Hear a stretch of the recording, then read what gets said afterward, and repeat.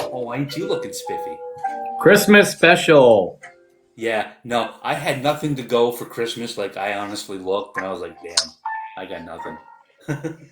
Hey, you got a tree in the background. Yeah, tree. Yeah, Let me see. Let me tree. turn this up a little bit. Wow, we finally figured it out. We sure did. This Nice. looks a lot better. I like this. Yeah, actually, this is But better. I want to be over on the right side though. That's my side. Well, I'm over here today. You did. Yeah. Fine, fine. That's my Christmas gift to you. All right, you get to be on that side today. No, Yay! I don't. Thank you. It I don't matter. appreciate it. All right. Well, let's see. 10:10. Let's get this started. Welcome everybody to the Jab. This is our third episode, our Christmas special. The Jab, where we take a jab at everything from politics to society to pop culture and everything in between. I want to give a shout out to Flipping Good Sauces, our sponsor here, makes this all possible. And it's kind of cool you being over on that side because you can point to it. I like that. Um, so Whoops. let's get this started. As you can tell, I'm ready for Christmas. Mr. J, Oh you yeah. ready for Christmas? Oh, I'm all ready for Christmas. I've been ready for Christmas. Since last Christmas, right? Yeah. All right. Turn down our ambient Christmas music here. Oh, it's catchy. I like it. Yeah, a little smooth jazz for the morning. Right, right. Yeah, okay. Yeah, because after the night I had last night, I could really use some smooth jazz. Hey, at least you got power. Hey, and you want to know what? And I do. I really feel bad for everybody who doesn't have power right now in this state, and I do. I do. I feel for you all. But man, what happened last night was totally BS to the max. Like there was no reason for that. No, no. And well, context here because obviously our Yeah, viewers don't yeah. know what What we're is? talking about here. We're in the state of Maine. We recently had a windstorm and rainstorm. It didn't even seem as bad as I've seen in the past, but for some reason, our power grid, half of the state was without power. More so than I think even the ice storm took out. I don't know. It was, or Yeah, at that's least what I heard. somewhat equal. Yeah, which is really odd to me because that was like 20 something years ago. And I think most of the equipment out there is still the same equipment. Um, Yeah. and we have a private power company here in Maine. A lot of states, I don't know the exact figure. I want to say the last I heard was like 23 of them have private, yeah, public, whereas the rest are private. Some figure like that. Yeah. And the ones that are public tend to have higher user ratings, better everything across the board, whereas the private ones have a lot of issues and complaints. And we just had a vote recently to remove the private company and make it a public utility, which every single person I knew, except for maybe one, was totally for and backing. And yet Oh it yeah. I was failed for it. I was for miserably. it. Yeah, it failed miserably. And every single person I've talked to doesn't understand why. Um, Very interesting vote there. I don't believe in vote, I don't see vote rigging. I mean, in Maine, it just doesn't.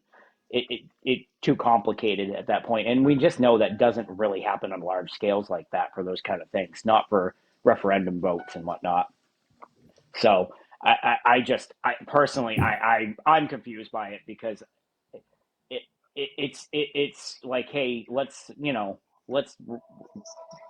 just elect somebody completely horrible that we know is horrible, but yet, well, Yeah. look where Yeah. society is today. So Yeah. I mean, maybe I Yeah. do understand it, honestly.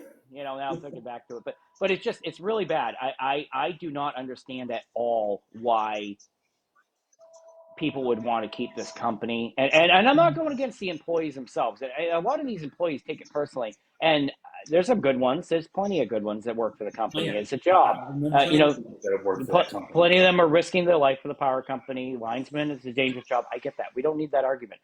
But the problem is there's a lot of them that are not, and it's the management, the oversight of the company. So, not to get too ahead on topic here, but Yeah. yeah. So Yeah. that's our context here. So basically, a lot of people were out of power. I went almost 2 days. Mr. J, how long did you go? About 2 days? No, no, actually, I got lucky. We only had like they messaged me at like 12 o'clock in the afternoon, letting me know that there was a power issue in our area, and then I lost power like almost immediately. We got power back on like 9:30, 10 o'clock at night. Oh, that's nice. Yeah, I had to go overnight. My gripe about the whole entire thing is what I saw outside my front door was my gripe because being a construction flagger, working with electrical companies as a flagger back in like 2016 is when I was doing this. It doesn't take 14 people to assess one damaged line because that's all it was. I mean, I went and I saw the aftermath, and that's why I took pictures. That's why I did what I did because there was no reason, absolutely no reason that 17 people needed to assess one down line. Right. That's the issue that I had. Um, and it was just, and they trashed the road, dude. Like everything along the side of the road was trashed, and that was the gripe that I had. There are people who are without power still today. What were these crews doing?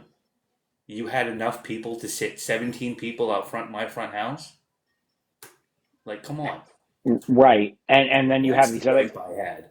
I went out driving around during it in our area, and I mean, there's down lines across like major roads. There's no tree, there's no nothing at this point. The tree was removed, and the line's just laying there. And I get you have to have a certain crew at a certain time. There's grids, and arguments online. You don't understand grids, okay, whatever. Um, Yeah. but I get the concept of how electricity. I know enough about it to understand that you can't just go hook the line up and go about your day. But Yeah. I know that too. days go on sitting there, and like you said, and then you have and I get they got to eat, but you go by Applebee's in that parking lot in Biddeford, and there's 40 of them smoking butts standing out there on their break, and I get it, maybe the union, whatever it is, doing their thing, and then you come back by an hour, and you swear it's the same guys all still standing out there, and it's like they're waiting for orders, whatever it is. I'm not saying it's their fault. They don't just go do what they need to be told, but now we're going up the chain to the supervisors and the contract, whoever's running the show, and Yeah. I don't think they're prepared for the emergency management side of it.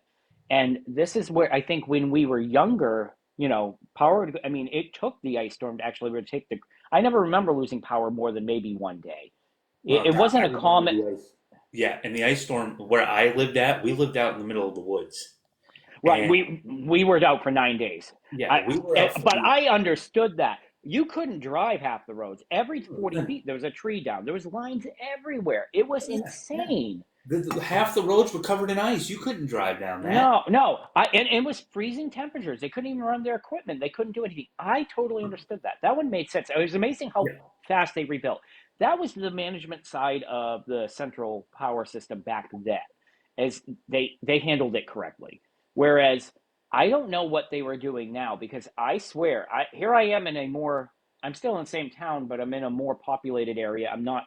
It's the roads are constantly kept up and whatnot, and yet we lose power in the summer sometimes. We lose power all the time. I'm like, are we, in Kazakhstan or something? I mean, it's like rolling blackouts and stuff all the time. yeah, no, and And there's no reason. There's no reason for it. no, and all of a sudden, and then it says, it's not like 12 minutes or, somebody hit a pole down the road and took the pole out. I get it. That's fine. But it's, oh, there was 4 hours later, power restored, cause of damage, tree. Oh, the whole town of 5,000 people were out because a tree took one line out. And Right. that's the issue where the argument online with this other person we've kind of Yeah, referenced yeah, a yeah, little yeah, bit yeah. was saying that, well, you don't understand how it works and there's sub relays and all this stuff. It's like, well, yeah, but if you've got your entire system set up that a town of how many ever, like 100 something square miles or whatever, a pretty good sizable area town with a lot of roads and 6,000 people in it, that in an adjacent town goes down because one line comes down nowhere's near the station. Right. What kind of grid are you running? I mean, this is where I know out of state, there's different setups where they have, I reference them as microgrids. That's what I've heard before, but they're smaller grid packs that when part of it goes down, part of it ends up, it relays around and that section goes out. So they can send the crews to that section and fix that section. and Yep. keep going like that. That's redundancies. That's how everything should work with this stuff. And then the argument, well, we don't have the money for that. Excuse me, how many billions I mean, the billions You and have the billions money. have gone. You It, have the it, money. it's crazy. And I remember years ago, I ran for a selectman for my town. And I was up there, and this was progressive at the time. We were talking about putting solar panels on the roof of the town hall just to offset some of the tax burden for the people, for the people. It's not a lot, it's more of a show thing, but just to do it.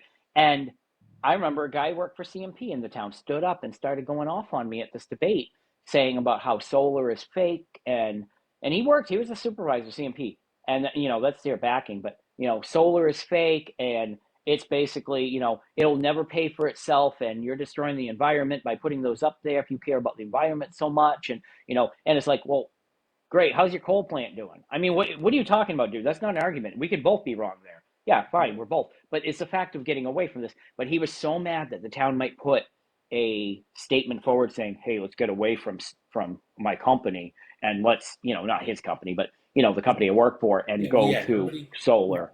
Anybody who works for CMP, as soon as you tell them that you can find a better way, they get on you. They do. They get Oh, on you. oh, it's like cult. That's what I find with it. They are like threatening you. I mean, he was like practically threatening your life last night. Well, I yeah, mean, he's yeah. He telling was. you He to was go kill threatening you. yourself and all this stuff. And Yeah, it's He was talking about coming down to my street, shutting my power off, and then watching me kill myself trying to climb up there and turn it back on. I was like, yeah, really, dude? like okay, let's do the intelligence level. You can't if he did that, he would literally be in jail for 5 years, Oh yeah, he right? would. He'd Because be I in jail mean, for years. right? Because I mean, you're not going to do that.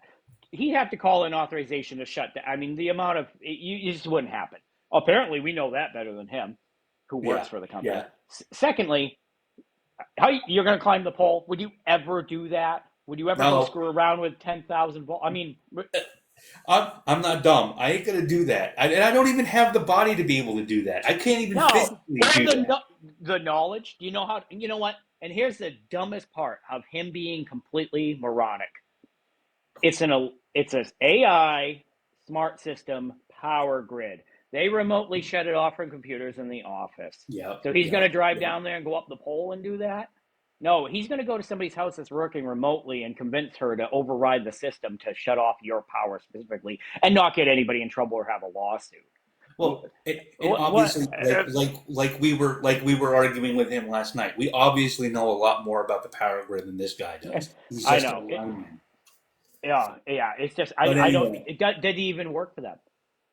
no, he doesn't. He doesn't. He works for one of the outside companies. He was talking about being up in New York and being in Massachusetts, and then coming to my town. And I'm like, dude, we already got power. You ain't coming here.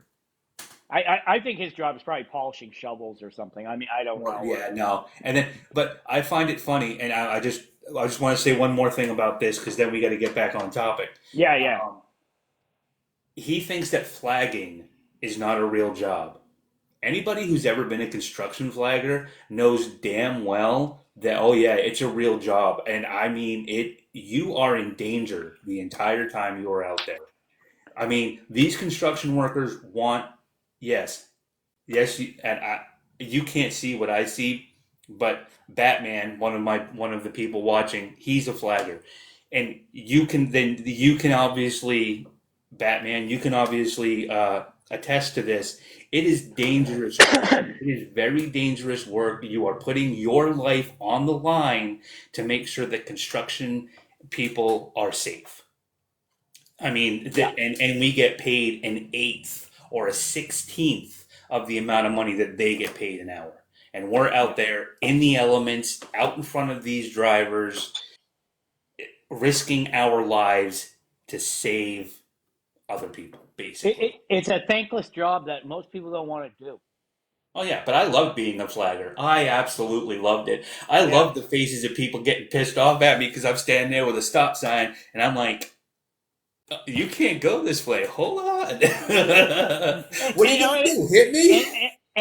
I'm a road rage guy. I'll admit it. I'm not going to go run somebody off the road, but I get angry driving, and I've had that where I'm running late and I come up on that flag or holding the sign and I'm like, And I start getting mad. And for a second, I kind of get mad at the flagger, and then I'm like, it's not the flagger, it's the guy with the excavator. I'm going to blame him. It's the foreman. Yeah, It's the yeah, guy it's who the decided foreman. to close this road during rush hour from the Uh-huh. city. Yep. That's what I'm Exactly. mad at, because it's not you're just standing there with a sign, and I'm not to belittle doing that, but you're not in charge of that of the No. situation. You're in charge of No. protecting yourself and the others there and the driver, because all of Yeah. a sudden they pull out and that cat comes swinging around and it's going to knock the top off the car because it wasn't time to go yet. Exactly. And we are there to protect the drivers and the construction crew and to make sure that it gets done safely. That's what flaggers do. Well, you're I a mean, traffic light. I yeah. mean, there's a reason we have traffic lights. Or stop Libertarians hate signs. them, but right, yeah. I mean, sorry, libertarians, we need them. I know you don't want no DOT rules, but I mean, I couldn't imagine. Every time the power goes out, and those lights are out. I want to just sit there with popcorn. I mean, it is sad how Yeah, bad people do not understand how to drive through an intersection or take turns. no, No, no. no. We don't Most have people educated don't. drivers in this country. No, Probably they don't. 5% of us know how to actually drive or have been to actual beyond normal training. Yeah, that's So, that's exactly right. Exactly all right. right, all right. We ate All up right, our let's 10 get minutes back on for our topic, dude. CMP complaint session. Yeah, go ahead. You're Yeah, you're we up. get done with our complaint section. Hey, welcome to the Jab, Mr. J. I'm Mr. J. That's the Brian, and we are here to give you some stuff. All right, here's what we're going to start with. We have furries, a Oh, misunderstood we're culture. starting with that tonight. All right. Yeah, yeah, yeah. We're starting with that one, right? We got done bitching. Now let's start with something fun. All right, All right. furries. Controversial topic. Woo! Yeah. So when you hear the word furries, what do most people think of? What do you think of when you hear the word furry? You know, I'll just 2 seconds here. Prior to my better understanding of research I had done over the last year on this, I thought of a sexually explicit group of a kink that something kind of like we've talked about in the past with the guy who sleeps in Yeah, his car. You know, like exactly. like one of a very niche, weird underground situation. Um, Now I have a better understanding. I'm not going to spoil that until we talk a little bit more of it, but that's what I think most people have as an understanding. Yeah, yeah. And like one of my people on here, Batman said, yeah, people in costume like at Disney or like a mascot. Well, the Okay, yeah. majority, See that's a better understanding. That's yeah, closer to the truth. right. Well, the majority of people think it's some sick, twisted sexual fetish. And that is exactly, and I'm going to say it, that's exactly what mainstream media wants you to believe. Right. The actual furry fandom consists of like thousands upon millions of people worldwide who come from all different walks of life. And they do it just to celebrate the fantasy and like animals with human traits. It's Yeah. just it's no honestly, it's to me it's no different than what the cosplayers do. Nope. Furry fandom started first, but it's no different than what cosplayers do, Right. honestly. You see somebody dress up as like some, fantasy anime character, basically wearing a micro bikini.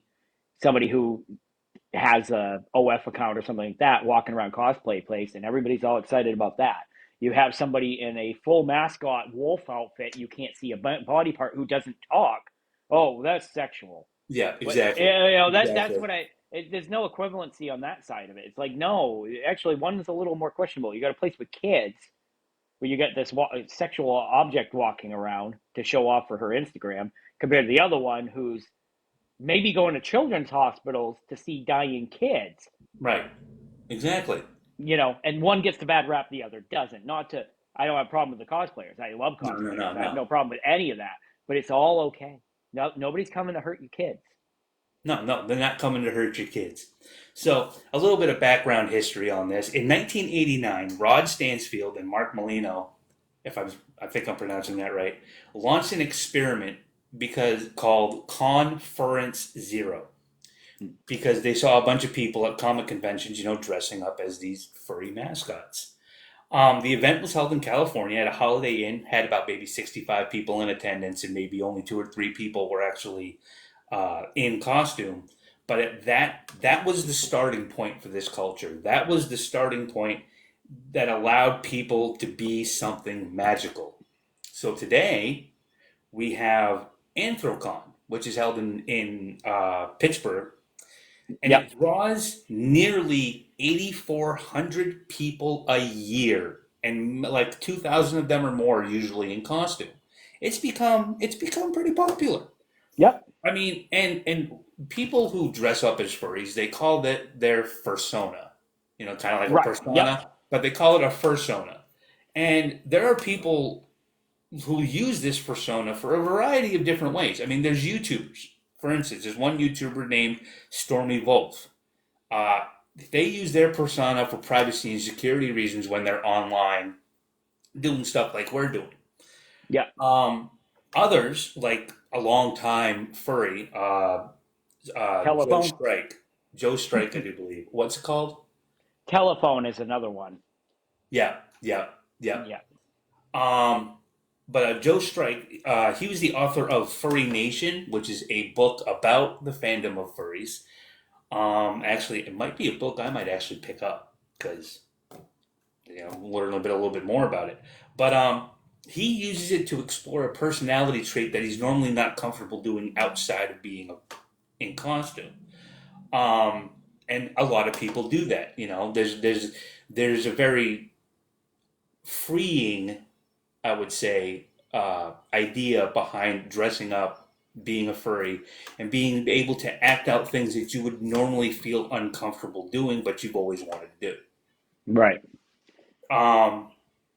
Now, sadly, though, no, a lot of people, like we were talking about a little bit earlier, a lot of people see furries as a sexual thing. Yeah. But it's really only like maybe 15% of that fandom are actually about sexual activity or what they call yiffing. In private situations too. Oh yeah, Not in, publicly in private accosting situation, but people. there are conventions held for the precise idea of yiffing. There are, Right. Right. but these are adults. These aren't kids. Right. There's a website actually out called furscience.com. Hmm. Uh, it's run by like multiple researchers from all different types of universities, like the There's a university in Texas that does it. There's a university in Nigeria that helps out with it. I think MIT helps out with it. And it's basically just a bunch of people researching and giving out good information about furries. But of course, if you're a furry, you go on there and you take the poll about like what they polled furries. Right. Right. And like 75% of furries are probably under the age of 25 and exclusively identify as heterosexual. Yep. Um, and they're just a bunch of nerds. I mean, a lot of the polls show that a lot of furries they express interest in video games, science fiction, anime, stuff like that. That would obviously you would think somebody who would be a furry would, that'd be the type of thing they're interested in. Right. So, I mean, really, I mean, furries are no different than, like I said before, cosplayers, people who just enjoy dressing up, putting on a persona or a fursona, Yep. and just having fun. It's all about just having fun. And the interesting thing too is a lot of and and they prefer anthropomorph. Yeah, yeah, that was the word I was trying to find, and I couldn't find it anywhere. I Yeah. remember you Yeah. saying about it last week. Yeah, so because the furries comes off with the sexual innuendo behind it, Exactly. whereas and some of them honestly aren't furry. There are some lizards. We don't want to overlook the lizard people. Oh We yeah, allow there are them. lizard people. Yep. Yeah, yeah, there are Yep. lizard people. I mean, Hillary Clinton might be in there, but so I Mm. do question that one. I'm not a big conspiracy on that one, but that one's a little odd. So Yeah. let's look at let's look at this though. You have a lot of people in society now, autistic spectrum, ADHD, old Asperger's, which is now spectrum Right. one, those kind of things, and they mask. I do. That's what we do in society. We mask so we can fit in. So now you have an actual mask. When you put that on, and I'm not an anthropomorph. It's interesting to me. I love Halloween. I always go above and beyond. And I tell you, one year, if anybody remembers the Muppets, Muppet Babies, let's see if I Oh, can Muppet grab. Babies, yeah. Let me see if I can grab this here. Um, Right here. Okay. All right. yeah. So one year we went out and I was Animal. Yeah. I made that from scratch. That was That my that that outfit. looks awesome. That looks So awesome. I was Animal. There's my kid as Fozzie, and my pregnant wife at the time is Miss Piggy. So um, yeah, so we went out and we ended up winning the award for our local city for the best for the best costume. We've won like 5 6 contests with this because it's always a big thing in my family. I go all out. We always go crazy. But I put that mask on, and I'm not a social person in public. I keep myself. I look past people. I don't like interacting with people. I mean, I don't hate people. I just don't want to interact with you unless I know you or I have a reason to. Exactly. I'm not gonna be mean. If you want to talk to me, I'll talk to you. But I have that mask on. All of a sudden, kids are coming up and saying hi and waving and stuff, and I got a whole different feeling because you don't know who I am. I have the actual mask on. I can be anything I want to be. I can be goofy. I can hop around. I don't have to worry about it coming home to me. I don't have to worry about a reputation. I don't have to worry about those feelings of anxiety when I got that on. After watching documentaries on the whole anthropomorph thing, I kind of came back to that, going, because this was prior to me knowing a lot about it. That Halloween was years ago, and Yeah. I think to myself, I'm like, that is, that's the reason right there. And a lot of the people that I've seen interviews with that have ADHD and anxiety and all that, some of them are so bad with anxiety they can barely leave the house. Yet they can go to these conventions with thousands of people and interact and get down on the floor and like pretend to be a dog or whatever and play along and and all this stuff. And it's because they become somebody else in there. They are hidden. They don't have to work. They have no fears at that point. It allows them to express themselves. And a lot of them now are going to children's events and stuff with the better made costumes and seeing kids who, are disadvantaged or, like I said, going to the cancer ward, those kind of things. They're coming in and they're playing around. Some of them make funny voices. A few of them have gotten voice acting gigs because they've created a voice and realized they can do that. So I mean, there's a lot of good coming from it. They raise money. When it comes to the one in Pennsylvania, the local economy is getting boosted. They're Yeah. bringing in millions of dollars into the local stores, and Well, people are showing up just to see it. And at first, I think a lot of people are coming in like, "Oh my God, let's go see the freak show." They show up, they spend money there to see this, and then they realize they're like, "Well, it's kind of like Comic Con. It's like it's a little weird, but yeah. Yeah. they're still buying a sandwich at the shop, and then they're going into the convention or they're going to the hotel or you can't. I looked it up. You can't book a room in that area. The hotels are filled at that time. They Yeah. all Yeah. because here's the thing. Now there's 8,000 people, let's say, in the furry outfits, anthropomorph outfits, right? Most of them also have handlers, which I don't know if you've seen about this, what a handler is. So so go I'm ahead. I'm I'm I'm familiar with it. Yeah. I know. I'm familiar with the term. Yeah. So handlers for the audience here are basically somebody who's not in costume with them because most of them don't talk in their outfits. Their personas, their animals aren't talking, and they don't want to. That's part of their hiding. So somebody will help them communicate. Somebody will make sure their outfits kept together. Somebody will bring them a water if they need it or whatever. Lead them around. Some of these outfits are a little hard to see. Make sure if somebody doesn't get bumped into or whatnot. So now you've upgraded it from, let's say 8,400 people up to about 12 or 13,000 people in there for this one convention. Yeah. So it's crazy. And I mean, you're getting up to like BronyCon and all these other levels. I mean, I think there was said that one of the last Anthrocon actually had more people at it than the last Star Trek convention I in can. Vegas. Wow. So, I mean, right there, that's telling you, and that's still a huge following. That always will be a huge following. That is awesome. I'm happy that people are able to have that because it was always rough growing up, having anxiety issues, having social anxiety issues. Mm-hmm. Um, I I dressed up as a mascot one year. Not Mm-hmm. sure if you'd remember it, but in high school, when I was in ROTC, they threw a Halloween get together for a bunch of the elementary school students, and those of us that were in ROTC that had signed up, we were in mascot costumes. I dressed up as Tweety Bird, Oh, and I walked around and I talked to kids and I talked to other people, and I acted out things in that costume that I normally would not have done out of costume right.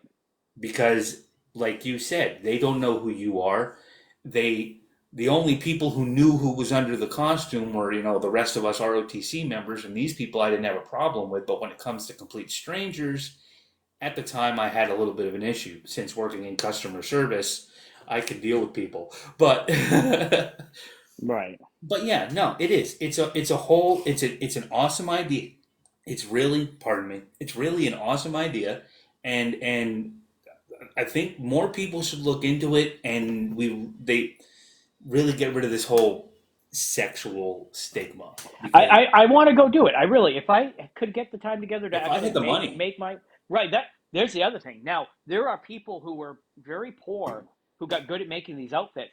They're on back order for $10,000 to $12,000 an outfit, and they make 3 to 4 of these a year in their apartments. And they're younger than us, and they're great at it. But the thing is they're back ordered. They're well known online or in communities. Like somebody will see their persona and be like, "Oh, was that made by so and so?" It's like seeing Gucci or Louis Vuitton or Vera Wang or something. Like they start recognizing in whose that work it culture, is. yeah, It's crazy, and it's like, yeah. I mean, I wouldn't. I don't even think if I was a millionaire, I'd go drop 12 grand on one. I mean, and you got to love it to do that. But I mean, I would love to actually make. I'm sure I could make one. I mean, I can create them. So I've thought about it. I've talked to my wife about it. I'm like, because she was kind of interested in. She's not into any of that. She's not at all. Nothing to do with anything to do with that really kind of stuff. cool. No, she's not nerd committed. None of it. That's No, not no, her no. world. Oh, wow. But she's also kind of quiet out and about and stuff. Loves Halloween and dressing up. And I think, you know, I think like if she were to go, she was having this little glimmer of interest in it because I think she thought it was interesting watching the documentary on it, going like, "Well, you're totally hidden." It just to experience it, and that's the thing. It's not that so much I would love going to do that. I'd love going to immerse myself in that situation as much as going to like a rave when I wasn't a raver and being like, "This is what a rave is. This is what these people do." I love going and experiencing different new things because I'm an outsider to it, so I don't have to worry about knowing anyone or dealing with anything. True, true. All right. So that's furries. Let's go on to our next subject. It is the holiday season, and it Oh, it is. happens I hadn't almost. noticed. Yeah, Like at really? all. I have Neither no did idea. I. I mean, I'm not sure here, and it's only December 25th on I thought it was Monday. July 12th. I don't even Oh, know what really? it No, is. I Yeah. honestly, I was thinking maybe it was like October. I was heading to the beach. You can tell. But anyway, it's that time of year again, and well, we all hear it. Well, we were hearing it for a while there. The war on Christmas. All right, so let me tell you this: the expression of the war on Christmas has been used in media to denote Christmas-related controversies. People who just have a problem with Christmas. The term was popularized amongst conservative commenters, such as Peter Brimlow and Bill O'Reilly. Really? Probably about like 23, 30 years ago, 23, 25 years ago. But my question is there really a war on Christmas that like the Christians really want you to believe that there is really a war on Christmas? Well, I real quick, I will tell you, I have heard that there are presents of mass destruction out there. Presence of mass destruction. Oh my God. Well, according to Waters, who's a Fox News personality, the war on Christmas comes earlier and earlier every year, and it's probably due to climate change. No, okay, no. In 2015, this guy got into it with a mayor of a small town because the mayor was suing residents for their over-the-top Christmas displays. The town won, obviously, Mm. but the mayor got tons of hate mail, mainly because he got on Fox News. But it would seem that this actual war on Christmas is just a topic that's being coined by Fox News. It's It's a just, talking point. I mean, honestly, it hasn't seen any popularity, since Barack Obama. Yeah, it hasn't R- seen the right. idea of the war on Christmas has not seen any popularity since Barack Obama was president. To go back a little bit further, just a little bit, back in October of 2012, Fox News had used this term, the war on Christmas, 50 times, but has yet to use it at all this year. Maybe like a handful of times this year. Yeah. And a lot of Yeah. people, and Fox News is starting to say that the idea of wokeism is the reason why the war on Christmas is put on their back burner. Uh, which, of course, is obviously what they want you to believe. But But isn't that the same thing? yeah, if you really want the truth, yeah. I, It is. It really is because it's just a bunch of buzzwords. We're just going to throw these words out here to make controversy and to make people watch our show. you know, have you ever heard the war on Easter? Da! No. No. What? Are we gonna? Religious holiday, wicked religious Yeah, I holiday. know it's a wicked religious holiday, but But why are we? there's no war on Easter? Why not? Why not just Christmas? See, there you go. There's some of your litmus Yeah. tests there. There's no war on one religious holiday, but there's war on the other one. Well, then it's not based off the religious attack. It's not based off anything No, else. it absolutely has nothing to do with religion. It's just they say it just to get people riled up. Right. I mean, okay, so in October of this year, YouGov .org, I think it is, did a poll on what type of groups get discriminated the most during Christmas. Like, why would we have that poll? It's Christmas. Right. Right. So Well. the people who voted, and I have nothing against one side or the other, but the people who voted were the majority who voted were Republicans. Hmm. And they said that Christians and Jews face the most discrimination this time of year. But is they okay? They really want you to believe that Christian values are being attacked. That is what this is about. They really want you to believe it, but it's a lie. It's The, just a the bunch of the fear. stupid ones are getting attacked because they're Yeah, but stupid. it's just a bunch of fear mongering. It's no different Right. than feeding a troll. Fox News is trolling you, Christians, and you're gonna feed them. Yep, That's you're going to feed basically them with what it is. the advertisement dollars. Yeah, there really isn't a war on Christmas. There No, really isn't. no. Now, we might have a war on Christmas, but it has nothing to do with Christmas. They just decided that might be a good time to bomb. Wow, wow. So, uh, Oh, okay. So the only war on Christmas I see is Walmart and Walgreens and Target and all them taking the Christmas stuff down before Christmas to put out Valentine's Day stuff already. what It's the? over. It's over two. It's like 2 months away, dude. Yeah, The New Year's stuff is on clearance at one of the stores I just went to. It hasn't happened yet. We haven't even the, gotten through Christmas. When I was at Walgreens a while back working there, I remember the Halloween stuff coming out in August and leaving the shelves a week before Halloween being on 80% clearance so they could put the Christmas stuff out. That's a war on Christmas. Retail wants to celebrate it in November. There was yeah. no Thanksgiving. That didn't happen. No, The one with the nobody. war on Thanksgiving. Where's that? That's Where are because nobody cares about Thanksgiving. where are our Thanksgiving songs? Where are our turkey carolers? Where are all our blow up, and Okay, orange and brown lights? We do I'm all that for sorry. Halloween. Could you imagine in today's age a bunch of people dressed up as pilgrims, Indians, and turkeys coming to your front door to sing turkey carols? Uh-oh, I think I lost him. I think we lost the Brian. No, I'm here. Oh, okay, phew. For a minute there, I thought we were just going to see your lovely face and you weren't going to say anything. No, I'm gonna you go ahead for a second. I'm adjusting a setting here, No, no, so no. don't You're mind me good. You're being good. muted. But yeah, no. As I was saying, could you imagine that? That would be hilarious. I could honestly get down with that. I'm not sure if I'd want to dress up as a pilgrim or I might dress up as a turkey and just come to your house and start singing Christmas carols. You got to sing Thanksgiving hymns. Thanksgiving Like hymns. Let me see if I all. can go look for a couple of those. I I think there is one. There's like one Thanksgiving song out think there no, that I think for there's some one reason. Thanksgiving song and we could thank Adam Sandler for that.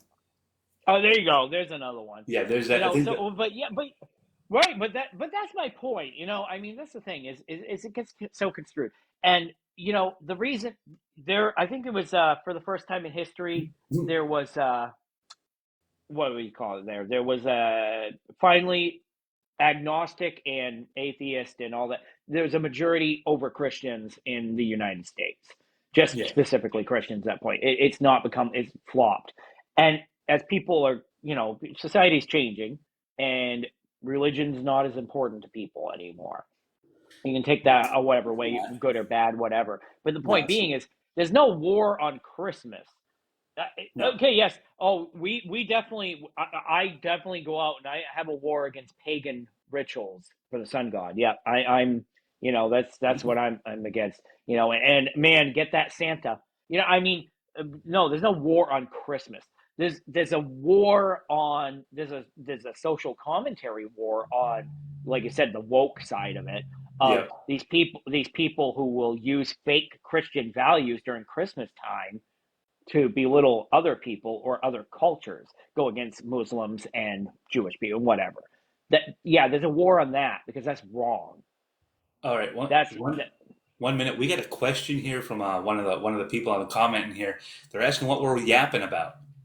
If this is your first time on this show, if this is your first time watching this show, we're absolutely talking about social media and social topics that affect just about all of us. Right now, we were just got done talking about the war on Christmas.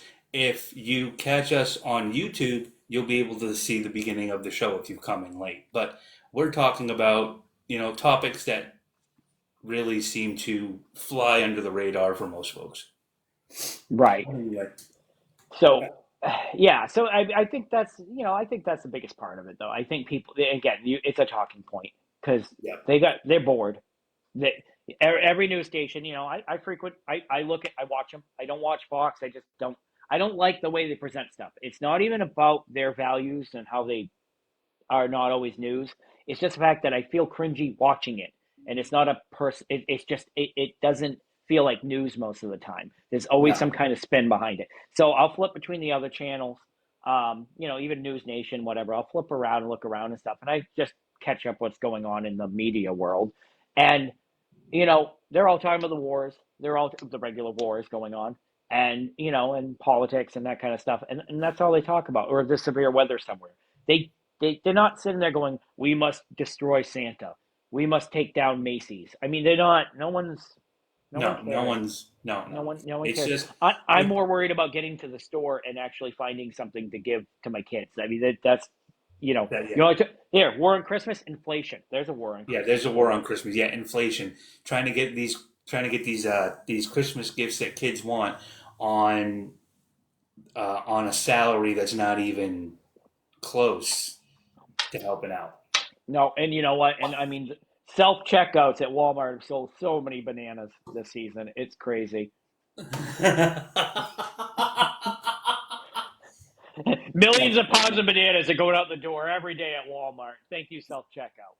Yeah, yeah, yeah. 15. Oh, yeah, it's just You didn't hear that well, one? apparently, well, up see, apparently, and that'll be actually that's probably something we'll talk about in our next show. Self checkouts are going to be the new thing. So all you people who are cashiers at these grocery stores and at these other retailers, better watch your job. And you know what they're doing? They're not. They've eliminated some of them, yes, and they had to. But I've noticed more and more that now instead of having one person watching 8 self checkouts, you have 3 people watching 5. the cashiers have just become overseers, and then they're also door checkers, like you have at the clubs and stuff, checking your receipt Oh for yeah, whatever you pay at a Walmart. you got these freaking Walmart, you got these Walmart people who are sitting there standing at the door. They see you, you go walking out after you just get done doing a self checkout, and they stop you and they want to see your receipt and Yeah. ask you if you've got everything in your.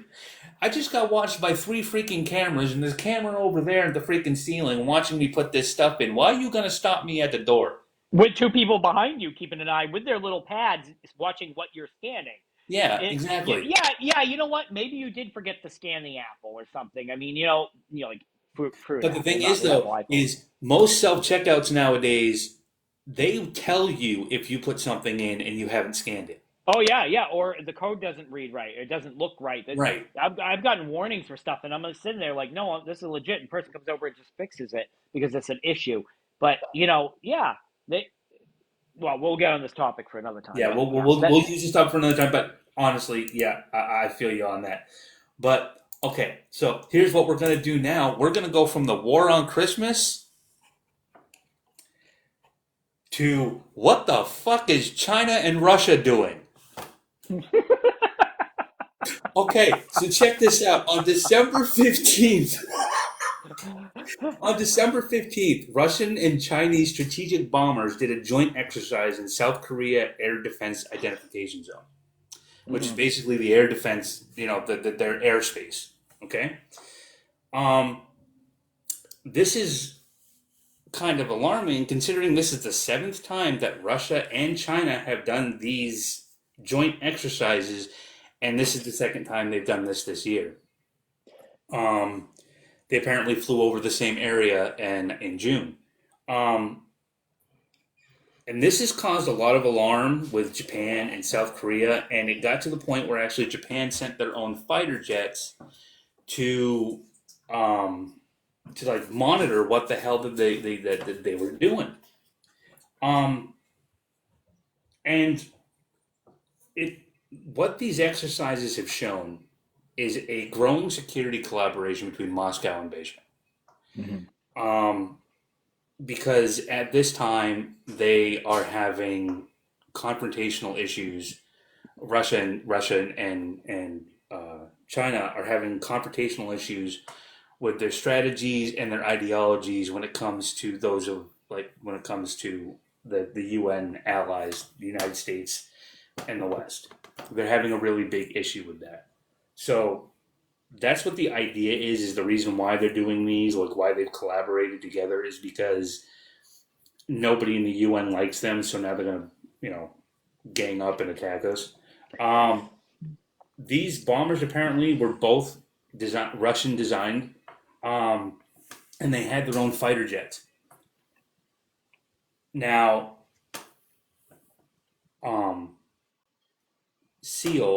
Sheol, I'm not sure if I'm pronouncing this right. They launched a protest against their military. Launched a protest against Beijing's military via direct military line. Like they asked them straight up, "Why are you doing this?" However, they didn't want to talk to Moscow, so I don't know what the issue was there. But a lot of people are saying that even though it was done in international airspace, meaning that there's really nothing wrong with them flying in that area, a lot of people are seeing this as a direct message to the U.S. and its Asian allies. And I didn't get to send this to you, so this is new. Right. I'm fairly versed on it though. Okay, well, I got Yeah. this information yesterday. Mhm. Yesterday, in what I call "my bomber is bigger than your bomber," the U.S., Japan, and South Korea did a trilateral exercise showing their nuclear force towards Russia and South Korea. At the same time, North Korea launched a missile into the sea as a warning to the United States. The U.S., South Korea, and Japan are saying that these tests are a provocation. They're provoking. Right. Right. and it violates multiple UN policies that had at one time banned North Korea from doing these types of ballistic testings. Oh, my question is, WTF? Like, what is this all about? Honestly, to me, it sounds like from what I've read, it sounds like it's a pissing match. Well, yeah, and it's beating the war drums. It's just Yeah, these countries over there in the was that the tri-Asian or whatever that's called over there, the triangle, like the yeah, triad setup over there. There's see, it's interesting. China's not stupid. China is China knows what they're doing. Russia does not. That's the way I look at it. What I think is China's playing Russia because they're destabilizing Russia. Because once Russia goes down, China gets more business. China cares about business more than anything. They already know they have more people, they have more money, they have a lot of power. If they really wanted to mobilize and think about this, if China tomorrow said, you know what, we're going to take over the six countries next to us, they would do it. I don't know if we could stop them because they can mobilize and build stuff way faster than anyone else. They oh are yeah, dedicated definitely, and definitely. they will do it. Are they going to? No. Bad for business. When you kill all your customers, you don't have any customers. And they don't they don't want that. So what they want though is they want tensions to rise. So sales of things go up, including probably all the electronics for those jets, probably everything, and anything that they may produce. I mean, raw materials. I mean, they produce a lot of raw materials out of I China mean, because it's a, you know, and what I find funny about this, right, is everything in the United States is made in China. right. Just about everything in the United States is made in China. So what we're basically doing is we're showing China that we know how to use their technology. Essentially, and I mean, when it comes to the actual true war machines and those systems that we are self-designed, we may have superiority on a lot of it. I mean, our military force is still bigger than theirs by far. We Oh yeah, have way more nukes than anybody. I mean, we have everything and anything, well yeah, and we have we may have all that, but I mean, if it were to come down to people versus people, I think China's got us beat. right. The only difference being is I mean, if we didn't have like bombers and guns and whatnot, and we did wars like they did back in, Civil War style. Yeah, no, there'd be or no not even comparison. Civil War style, like the wars that they had over in Ireland, the wars that they had over in England before ammunition, where we were just Right. grouping together and running at each other with swords and spears. We might be a little, but no.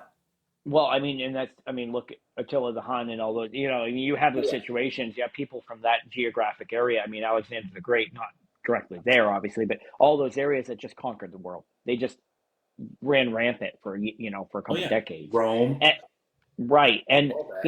it took England a long time to do the same thing. It was piece by piece and with colonialism, and it was a different style of that. And I mean, and that's, I mean, and we've kind of done that with capitalism and American and Western values. I mean, we've taken over good, we have, but on a way, on a long play scale and way differently. And the problem is though that I think you have a lot of issue where you've got North Korea who's nuts and unstable, who's he's the kid on the corner of the sandbox with the big stick, being like, "Look at my stick," and hitting things. Yeah. And nobody wants to get hit by the stick, but they're like, you know what? If he does hit us, we'll all go beat him up together, and he'll be done for. Whereas, but don't hit us. So every time he swings the stick around, everybody just kind of stands back a little bit and like, "Hey, don't do that." But they don't discipline him either because they're not really that worried about him. If we were really worried about North Korea years ago, we would have gone in and obliterated it because Exactly. they don't have resources. Yeah, they got people that are set to die at the drop of a hat, but in reality, we could stifle them within real fast. They would go down real fast. Oh yeah, no. Russia's the same way, and Russia knows that. There's a lot of commanders that have come out from after the Cold War saying that the Cold War, a lot of it was a fallacy when you were looking at it from the Russian side. Russian intelligence knew that there was no real comparison there. They were they didn't think they had a chance against us, and we amped it up in our media way, way more. Rachel Maddow talks about this in her book. How there's a while back about how there's a lot of facts showing that Russia had like maybe 10 or 12% of the actual resources that we said they did. That's why they crumbled so easily when they Yeah, internalized and crumbled. yeah.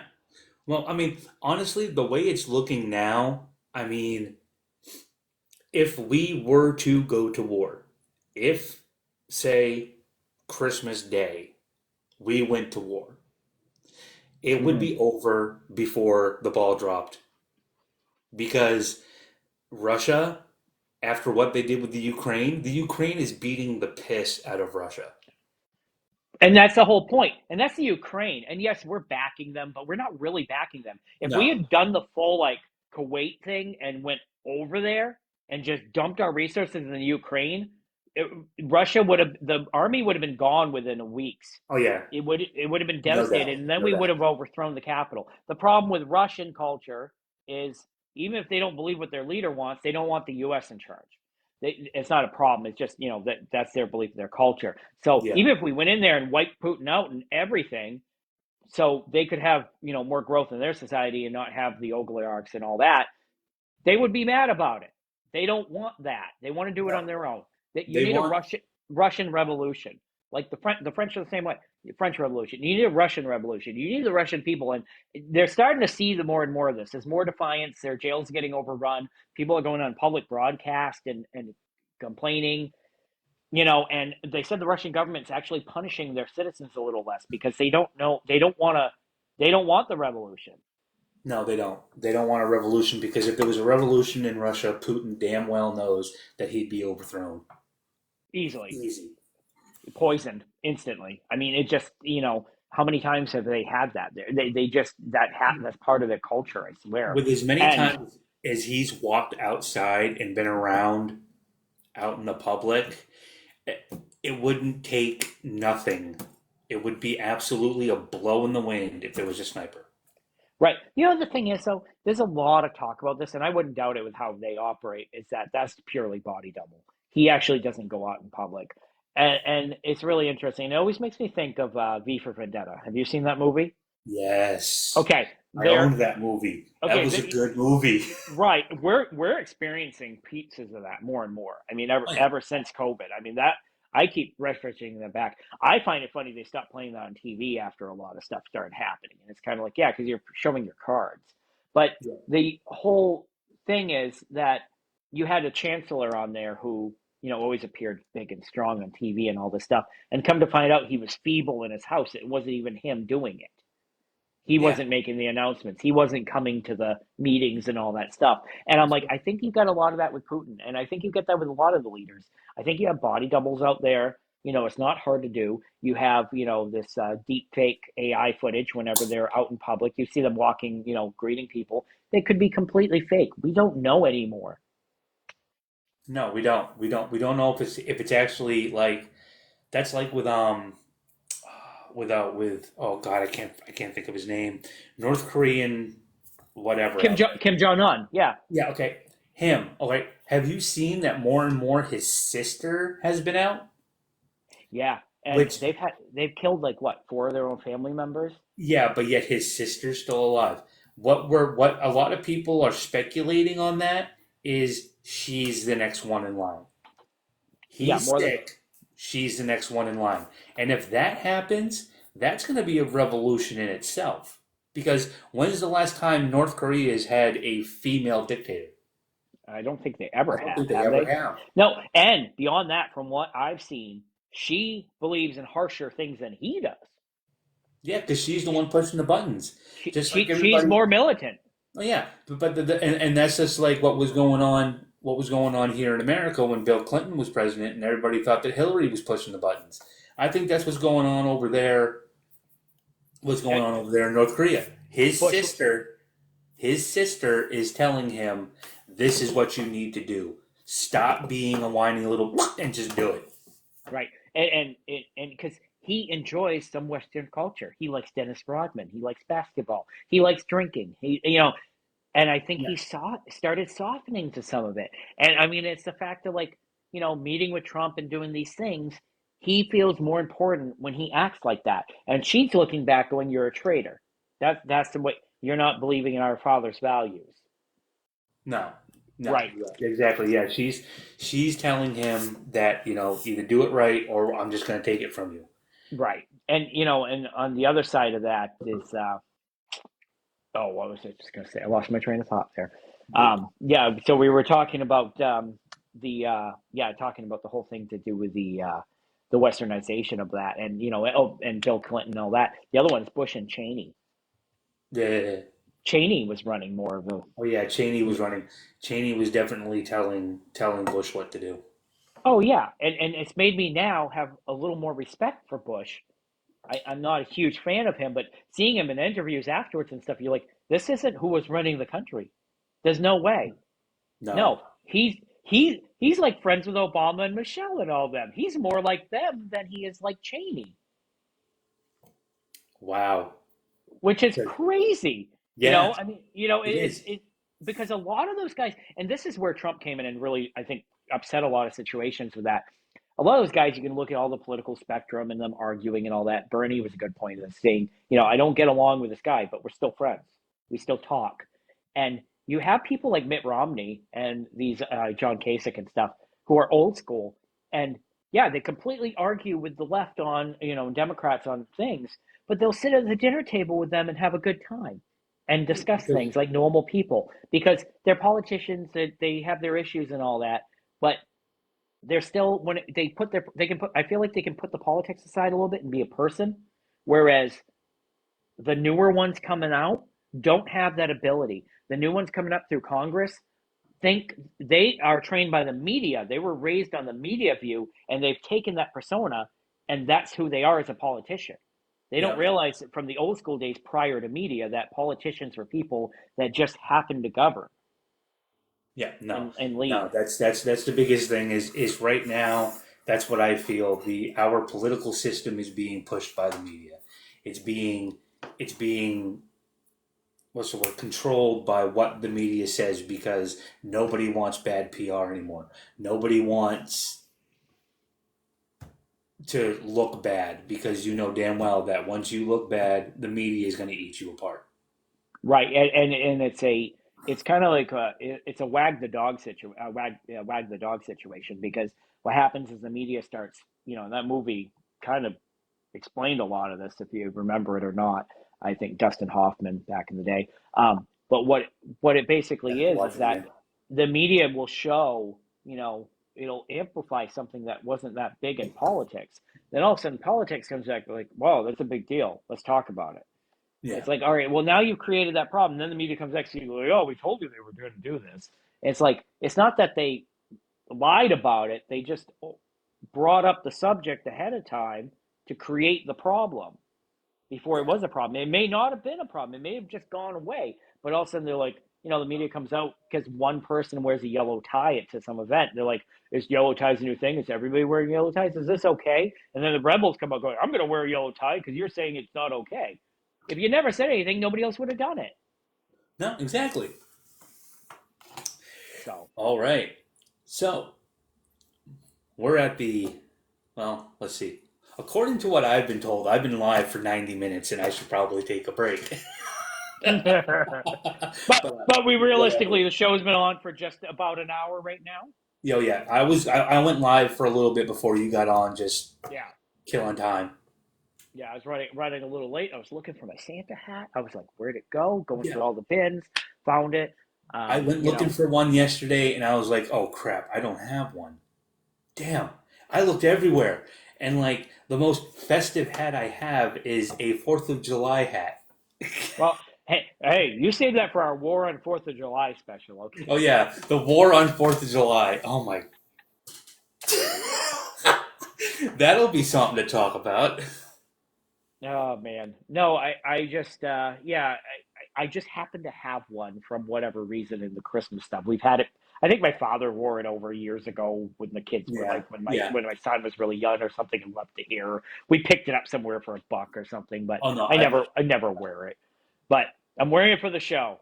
there you go. I see. I used to have one a couple of years ago. I had one because I mean, given the way I looked, I played Santa at least a couple of times in my career. So I've always used to have a Santa hat, but moving around and whatnot, things get lost, and and I really don't have the money to go out and spend $3 on a freaking plastic hat that I'm only gonna wear once. Hey, Sorry. 31 cents worth of bananas, you mean? Yes, 31 cents worth of bananas because that's what it Right. is. And when they question you, go, I'm going to eat it. It looks like a banana. Yeah, I mean, it might be red, but yeah, I guess I could chop this up and put it in my cereal. It was in the banana section. Are you guys misadvertising? You should give it to me Oh for my free. god, You got the dude. wrong price. Okay, and we're all going to talk about this because this would be a good like gag point here. Okay, how many freaking times have you walked down the aisle and you've seen something that obviously doesn't belong in that aisle sitting in that aisle? Oh, all the time. Choices were made. Choices were made. Let's see. Do I want this pregnancy test or this bottle of wine? I'm going to put this pregnancy test with a bottle of wine. Is take my bottle of wine. What? No, a pregnancy test should not be found in the liquor section. Now, it's funny too because there's some that make sense because stores love to not put stuff together anymore. So you've got one brand here and one brand in another aisle of the same thing, Yeah, and you'll see the lesser brand next to the better brand sitting there because somebody took the better one when they found that. And I've been guilty of that occasionally. I try not oh to yeah, do yeah, that too much, yeah. or unless I'm clear across the store or I'm annoyed because of the way they screwed me of setting one thing on each end. Like put them together, make them side by side. Top shelf liquor is great. Low shelf, middle shelf, top shelf. It's all right there. You know Yeah. what? You're not going to mix up the liquor too much. You might move it a little bit, but oh, Well, there's mine. well, and then the thing is, though, is you want to hear something funny about that. Now, I've worked at convenience stores and that sell liquor or alcohol, and w- the convenience store workers do not shelve that alcohol. That's No, actually done by a representative from the state who comes in, scans the stuff, and then sets your area up. yeah. Regular store employees are not allowed to touch that. Now see, Walgreens, we put our own up. Well, okay, so working for Irving, working for Noria, the gas station areas around Yeah, yeah, here, yeah. I used to have to put up the alcohol, but when it came to like the staging, like how the Right. aisle We was had set a up and we had a whatnot. planogram. There was pictures every. They had to go in a certain spot. Well, yeah, but we didn't set that up. They just pretty much came in, set it up, put the alcohol down, and said this goes into this shelf. Yeah. After that, I mean, we had nothing to do with how it was set up, where what went where. They told us this is how it's going to be done. And if it was wrong, they came in, they took pictures, and they let the boss know. Yeah, yeah, because they have really specific guidelines on that stuff. And And well, I think that's Walgreens. because of the state liquor license. But See, then you have the bigger corporations like Walgreens, CVS, and stuff. Every single aisle is planogrammed. Every item the corporate knows in every store where it goes. If you move one over and a top manager comes in, you'll get in trouble for having the one in the wrong place. yep, yep, So, because the companies decide. The companies call up Walgreens and say, "Hey, we're gonna put Advil. We're gonna give you your Advil, and we're also gonna give you this other one. We want the Advil to be on the second shelf from the top, three over. This is our spot we want, or else you're not carrying our product." And yep. and they all debate and argue over this crap. So basically, workers have busy work every week moving crap, depending whatever the upper management argue about. It's a complete waste of resources, time, thousands and thousands of pounds of plastic mylar tags every week, every store, Yep. trash. Like talk about destroying the environment. Make them Yeah, digital at this point. ridiculous. You're going to do this. It's stupid, but that's another story. But That's yeah, another so story. so the other thing we have found too, though, is a lot of people move stuff around because they'll grab a bunch of items so they can pickpocket, or they'll not pickpocket. Sorry, wrong term.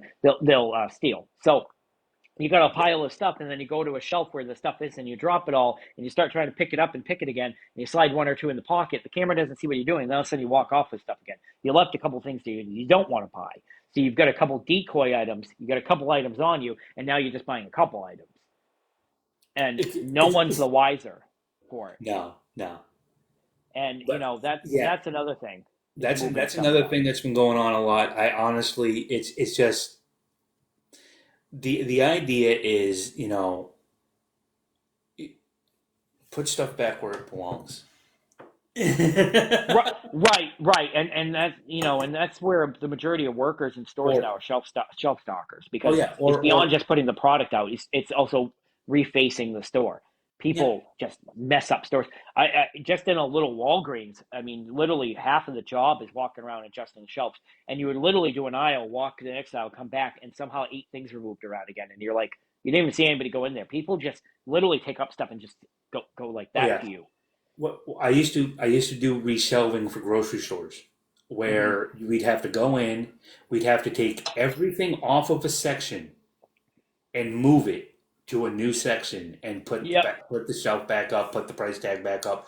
I used to have to do all of that, and that is a pain in the butt to We do had that. one every week at Walgreens. It was ridiculous when I was working for convenience when I was working for gas stations.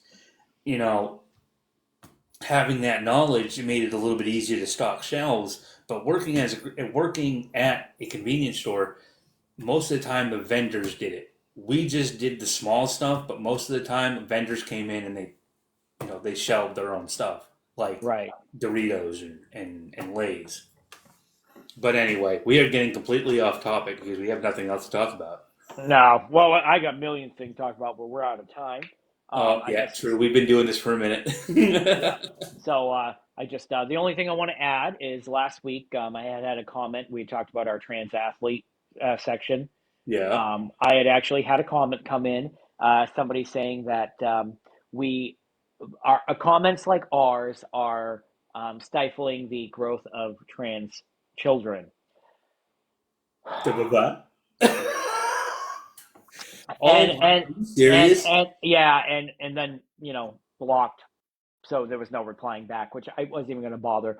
Yeah, no, Just to comment back to that, the thing is, and we've said multiple times, it had nothing to do with any, but there's no question about the trans people in general. That has nothing to do with it. no, Trans children, I don't like that term. I'm sorry. That no. that Trans that youth? that, Yeah, that does no, not exist unless they are literally born with both parts and a very, very, very rare medical condition for the yeah, parents to no, decide whatever it may be. Otherwise, no, that's not a thing. Let's not bring that into the world. That's not something we need no. to start That's bringing up because that starts bringing into the argument of trans age and being like, well, I'm 40, but I identify as a 12-year-old. No, no, we're not doing no. that. Well, that there is a social contagion. That there is a parent doing that because it's hip and it's trendy on social media. Right. So I don't even think, from what I saw of the person, I question they're even a parent. So because they appeared to be themselves. But anyways, so now my argument back, and I didn't get to add this on the last week. Something I was thinking more about is, what stifling is. You have let's go to a little girl who works really hard her whole life through school sports. She joins Little League, not softball, Little League. She's the only girl on the team. She has to deal with all the boys going through puberty, growing up. She does wrestling. She does wrestling. She has to deal with that whole stigma. She works hard to become an athlete. She works harder than anybody else, any of the males generally, that are in her grades or anything, because she has to, because she's competing in those male sports. Yeah, She gets up there. She becomes a professional. She can't compete in the male events. She's no, the top of her female category. She worked hard the whole time, her whole dream life. And all of a sudden, you have an Olympic level male athlete come into her sport because he puts a wig on and says, he believes he's trans. If he right. is or not, let's throw this out there. Let's say he's just literally pretending. People do it. He's doing it. Nothing against any of the other trans people that are honestly trans. Yeah. He's not, because he's not good at what he does. He wants to be better. He wrecks it, takes her life dream away from her. Hmm. Okay, Hmm. so Yeah. how is that fair to her? No, That's it's not. that's my question. You're worried about these trans people going in the bathrooms. Conservative. Let's go to the right here, the conservative side. That's not the issue. That's not the No, issue. no. The left agrees on this one, on this side of it. It's the question of the sports one. That's where the sports one is different, and it's Yeah. in the middle because it crosses both sides. It's not a fallacy. It's not a straw man. It's nothing. It's nothing to do with an argument there. It's literally the fact that you have people having their equity taken away from them, by providing it somebody else. That is rights of one group over another. And that's something that a lot of times the right will say, well, you can't help African Americans because then what happens to whites and all this crap. That Yeah. that that that's that is, and that's That's a an old whole different talking point. conversation. Right. And that's, and oh, well, why do they get this? And I just heard the comment, I've heard the comment in the past, why do they get BET and all this? I'm like, how racist can you be? That's the way I look at it. I hate that stuff. Well, let's put that to the side. That's not the case here. No. This is the reverse of it towards the left, going, this is the real scenario. You're giving rights to somebody, specific rights to a single individual in a specific situation across everybody else, Right.